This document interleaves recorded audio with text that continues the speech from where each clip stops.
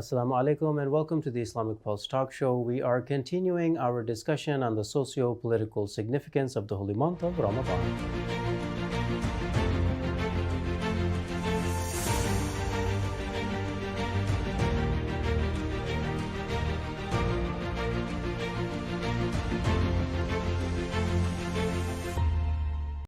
So, coming back to what I was saying, so there's this vicious cycle. It tells you everything is meaningless, and therefore you are meaningless, therefore you have no consequence, therefore there is no point in trying to change anything or put aside your inhibitions, have fun. Right? And this is very seductive in the beginning. It would seem even emancipating. Right? Yeah, freedom. Freedom, right? Freedom, right? From shackles. Shackles, right? Which is unfortunately one of those tricks that the Quran talks about. That Shaytan, he puts you into shackles by telling you to get rid of shackles, right? So it's a mind game. It's a mind game, yes, right? You know. Right. So now, when you start sinning, when you start transgressing on other people's rights or your own divine rights, right? Your soul, it becomes weaker. It becomes weaker. It loses faith that it can truly control itself.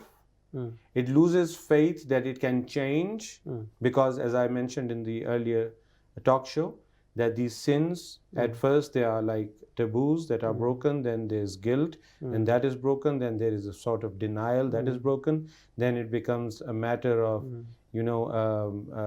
coexistence, where you have this split personality. I have to deal with this thing. Yeah, there's a split personality. I'm a good person, but I'm also doing this. Then they become normalized, then they become naturalized. When this entire process happens, at every step of this process, your soul is becoming weaker and weaker and weaker. And more distant from the Almighty Allah. More distant from the light. The Imam of the time and the light, yeah. And therefore, it loses confidence in, like, as we discussed earlier, like an addict, it loses confidence that he can win. They can change, right? And they can. And when they lose this, it leads to total subservience to that culture that is promoting this. So you find, for example, right now. Well, what's interesting, I mean, I just wanted to add is, again, it's these mind games, and if people don't look deeply enough, or anyways, but this whole idea that everything is meaningless, right? It empties your soul of a greater purpose. When you empty the soul of that greater purpose, then those same people that are telling you that your life is meaningless, they insert into you the goals and the purpose and the missions that they want you to follow. Yeah. You know? So this person who thinks that life is meaningless, he'll still go to work, he'll still pay taxes, God forbid, he'll still drink alcohol, he'll still go to the club, he'll still go to the movies, to the cinemas, and it's like, wait a minute, if everything is meaningless, then why are you even doing any of these things? Because, exactly. Contradictory to their own philosophy, One of the great dangers, characteristics of satanic civilization, as opposed to Tawhidi civilization, true Wilaic civilization, is that in Wilaic civilization, your as Shaykh Mutahari says it, the currency is truth, right? So, for example, your Aimma, the Ahlul Bayt alayhim salam, or your ulama, they won't come to you and say that, oh, if you embrace Islam, then it's all going to be sugar and honey, and right? No, they tell you it will be sacrifice, it will be hard work, right? But in the end of it, there is perfection, there is paradise. So in one of the narrations from Amirul Mu'mineen alayhi salam, he actually says that if my love grows stronger within a heart, then that heart should prepare itself for tribulations. Because that is the natural order. The closer you become to Allah subhanahu wa ta'ala, you become, in fact, like He delegates to you His tasks. That is the natural result. Yeah. Becoming closer, in fact, the idea of becoming Waliullah is this, right? That you are now His, He delegates His tasks to you, right? In fact, Shaykh Mutahari, in one of the places, he explains that tawakkul actually means this, taking on Allah's responsibilities. So He gives you these tasks. When He gives you these tasks, your work becomes more difficult, and you become a target for the enemies of Allah. Yeah, the enemy tries their best to bring you down. But on the other hand, so this is the system of wilaya. The currency is truth. There's no mincing of words. There's no like kind of fooling you and into obedience, and then afterwards saying, oh, we had other issues as well, right? So it's not like advertising in the modern age, that they show you a medicine and they say, oh, I took this medicine and now all the pain has gone away. And it's only in the fine print that you read. It can cause cancer. It can cause cancer. And in fact, I was taking these antibiotics the other day because I had this infection in my sinuses. And I looked it up, and there was this long list of side effects. Among them were suicidal thoughts, So, alhamdulillah, psychosis. I fixed my sinuses, but I'm suicidal now. So that is all in fine print, right?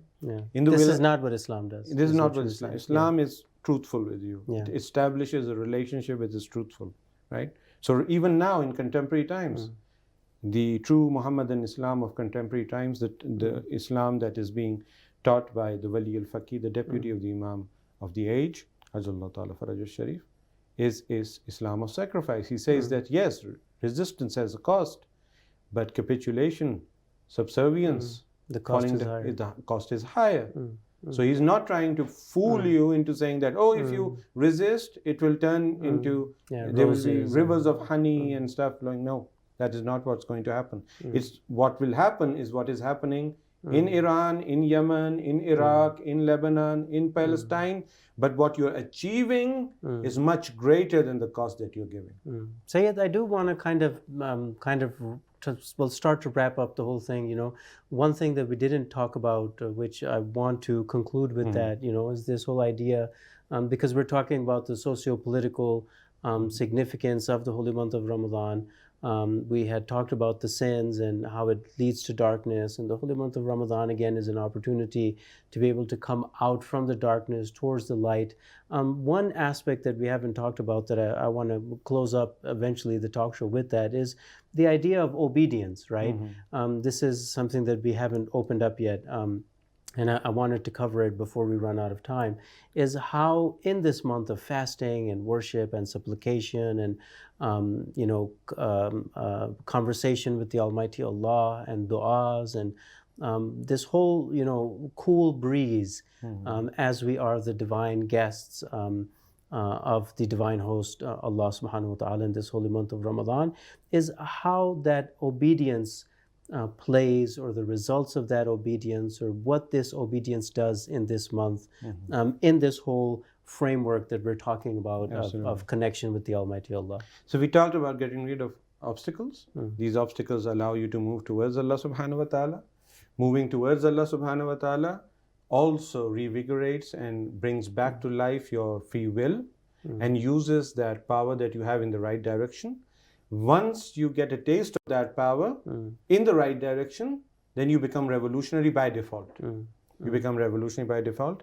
And this has happened so many times in history, even to people who have been outside the scope, the traditional scope of Shiaism. One great example is Malcolm X. Yeah, sure, yeah. He was an absolute servant of that culture. If you read his own book, yeah, right? sure, yeah. He says, I used to dye my hair and I used to bleach my skin. Bleach my skin. But he ended up at a point where he realized that, no, I can change. And then when he said that I can change, then I can change everything else as well, right? I have that. So that is something that happens by removing of. Now this force within you that says that I can change, that I can stand up even in front of the superpowers, so-called superpowers of the world. In historical sense, I can stand up against Pax Romana, the Roman Empire, right? The peace thrust upon us by Rome. And something of the same is happening right now, right? Pax Americana. Pax right? Britannica and Britannica and Pax Americana. Right? And so it's pretty much over. How do you get that? How do you get that confidence? It doesn't just happen by removing those obstacles. It happens when you link yourself to the source of universal power. How do you link yourself to the source of universal power? You see, you have two kinds of obedience in this world. You are either obeying an entity that is shallow in itself, which is hollow in itself. You're either obeying your own nafs, which is, as the philosophers in Islam and the Urafa they say, is nothingness. Yeah. So you're obeying nothingness. obviously nothing will come out of that. Yeah. You're standing in line at a bank that is already bankrupt. You're not going to get any money out of there, right? Or you're obeying other people who themselves are, as the Quran says, antumul fuqara ilallah. These guys are bankrupt themselves. They have nothing to share.